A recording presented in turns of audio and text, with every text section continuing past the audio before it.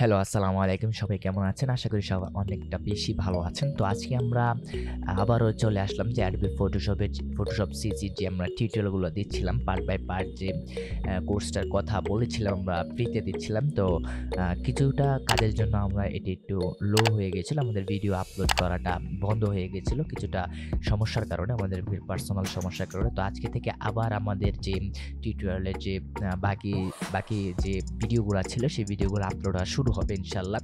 তো আজকে থেকে আমরা ইতিমধ্যে ব্যাকগ্রাউন্ড রিমুভ কিভাবে করতে হয় বেসিক এবং কিছু টিপস অ্যান্ড ট্রিক্স আপনাদের সাথে শেয়ার করা হয়েছে।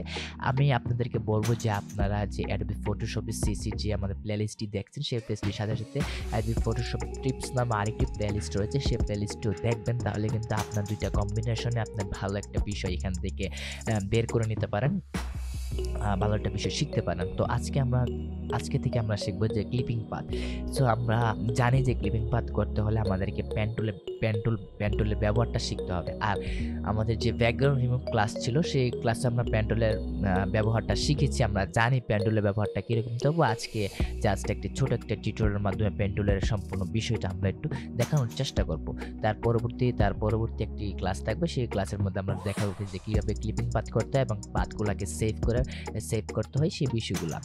তো আমরা চলুন আগে আমরা ক্লিপিং পাথ যখন পেন টুলের ব্যবহারটা শিখবো, তো নিউ থেকে আমি একটা আগে ছবি না নিয়ে আমি একটা A4 সাইজের একটি নিয়ে নিলাম। পেন টুলের কাজটা আগে একটু দেখবো আমরা। সো পেন টুলটা দেখেন, এই যে পেন টুলের মাধ্যমে অনেক কিছু করা যায়। আমি যদি আপনাদেরকে বলি এই পেন টুলটা ব্যবহার করে অনেক আছে, যারা অনেক কোম্পানি আছে বা অনেক ফ্রিল্যান্সার আছে যারা হাজার ডলার ইনকাম করে নিচ্ছে শুধু এই পেন টুলটা ব্যবহার করে। পেন টুলের মাধ্যমে অনেক কিছু করা যায়। তো তারই একটা উপায় হচ্ছে যে ক্লিপিং পাথ করা। তো ক্লিপিং পাথটা কি? এই যে দেখেন পেন টুলের এখানে আপনি ক্লিক দেওয়ার পর একটা নড়ছে। তো এটাকে আমরা সেটিং করতে পারি। উপরে দেখেন সেটিং অপশন আছে। সেটিং অপশন থেকে এখানে 1 পিক্সেল আছে, 2 পিক্সেল আছে, 3 পিক্সেল আছে। 1 পিক্সেল বেস্ট লাগে আমার কাছে। আপনারা যদি 2 পিক্সেল দেন তাহলে এটা মোটা হয়ে যাবে। হ্যাঁ, ঠিক আছে। আমরা 1 পিক্সেলে কাজ করে দেন এখান থেকে কিন্তু আপনি কালারগুলোকে চেঞ্জ করতে পারেন। দেখেন এটা লড়ছে। তো এটির মাধ্যমে কিন্তু আপনি অনেক কিছু শেপ তৈরি করতে পারেন। মনে করেন আমি করব শেপ। এখানে আপনি যেখান থেকে শুরু করবেন, আমি আবার বোঝানোর চেষ্টা করি যে পেন টুলে আপনি এখানে একটা ক্লিক দিলেন। আপনাকে এটাকে পেন টুলের কাজটা শেষ করতে হলে ঠিক সেম এখানে আবার লাস্টের পয়েন্টারটা আপনার এখানে লাগাতে হবে। তো সেটি করার জন্য জাস্ট আমরা মনে করেন কি শেপ তৈরি করলাম, এরকম একটা শেপ তৈরি করলাম। অনেক রকমের শেপ আপনি কিন্তু এখানে তৈরি করতে পারেন আপনার মনের মতো করে। ঠিক আছে, একটি শেপ তৈরি হয়ে গেল। তো এখানে দেখুন উপরে শেপ আছে। এটা একটা শেপ হয়ে গেল, একটা কালার হয়ে গেল। কালারগুলো কিন্তু আপনি পরিবর্তন করতে পারবেন। ঠিক আছে, সেই বিষয়গুলো আমরা যাব না। তো আমরা জাস্ট বেসিকটা শিখবো, ক্লিপিং পাথ করতে কি লাগে।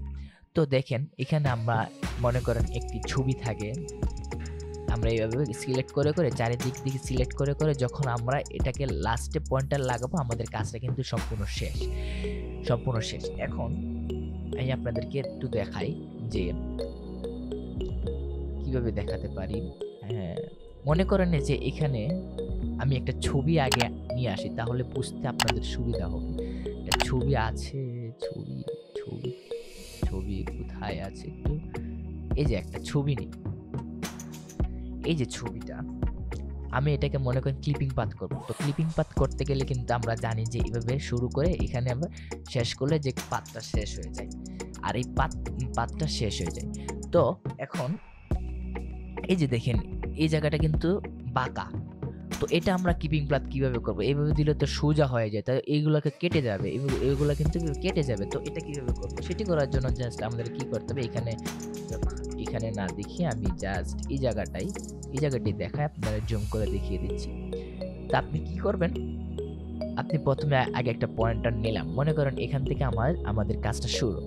তো এখন এই জায়গাটায় আরেকটা ক্লিক দিয়ে ধরে রাখবো, ক্লিক দিয়ে ধরে এইভাবে টান দেবো। দেখেন এটা বাঁকা হচ্ছে। ক্লিক দিয়ে ধরে এইভাবে টান দেবো, দেখেন এটা বাঁকা হচ্ছে। দেন শেষ হওয়ার পর দেখেন এখানে একটা লম্বা লাইন আছে যেটা আমাদেরকে দরকার নেই। তখন আমাদের যে কিবোর্ডটি রয়েছে সেই কিবোর্ডের আল্ট্রা বাটনে ক্লিক করে জাস্ট এখানে একটা ক্লিক দিয়ে দেবো, সেটা মাইনাস হয়ে যাবে। দ্যাটস ওয়াই তারপর আবার এখানে হালকা করে টান দিয়ে এইভাবে বাঁকা করে নেব, দেন এটাকে মাইনাস করে দেবো আল্ট্রা বাটনে ক্লিক করে একটা ক্লিক করলে হবে। এইভাবে প্রথমত আমরা কাজটা সম্পূর্ণ করতে পারি। এই যে দেখেন এইভাবে কিন্তু চারিদিকে সিলেক্ট করতে পারি। তো এইভাবে সিলেক্ট করব। তো হয়তোবা সবাই বুঝতে পারছেন যে পেন টুলটা কিভাবে কাজ করে সেই বিষয়গুলো। পেন টুলের মাধ্যমে আপনি যেমন শেপ তৈরি করতে পারেন তেমনভাবে পাতও করতে পারেন। এই যে দেখেন উপরে এখানে লেখা আছে পাত, আপনি ইচ্ছা করলে সেটাকে শেপে রূপান্তর করতে পারেন। শেপ দিয়ে দিলে তাহলে আপনি যদি কোনো শেপ তৈরি করতে চান তাহলে শেপ দিবেন। আর যেহেতু আমরা ক্লিপিং পাত শিখছি তো এটাকে অবশ্যই পাতে আমরা দিয়ে রাখবো, না হলে কিন্তু আমাদের কাজটা করতে পারবো না। তো ইতিমধ্যে হয়তো একটা বেসিক ধারণা হয়ে গেছে যে মানে আমাদের যে পেন টুলটা কিভাবে ব্যবহার করতে হয়, কিভাবে বাঁকা করতে হয়, কিভাবে কি করতে হয় সেই বিষয়গুলো। তো নেক্সট পর্বে আমরা দেখবো যে ক্লিপিং পাথ কিভাবে করতে হয়। এই যে সম্পূর্ণ একটা ফটোকে আমরা এই ফটোটাই দেখবো যে এটাকে কিভাবে ক্লিপিং পাথ করতে হয়। এবার এটা দেখলে আমার মনে হয় যে আপনারা সম্পূর্ণটা বিষয়টা বুঝতে পারবেন। এটাকে কীভাবে ক্লিপিং পাথ করতে হয় সেই বিষয়টা আমরা দেখব। So thank you so much ভিডিওটি এতটুকু পর্যন্ত দেখার জন্য। পরবর্তী যে আমাদের যে টিউটোরিয়ালটা আসছে সেই সবগুলো টিউটোরিয়াল দেখার জন্য আমন্ত্রণ রইল। থ্যাংক ইউ সো মাচ ভিডিওটি দেখার জন্য। আসসালামু আলাইকুম।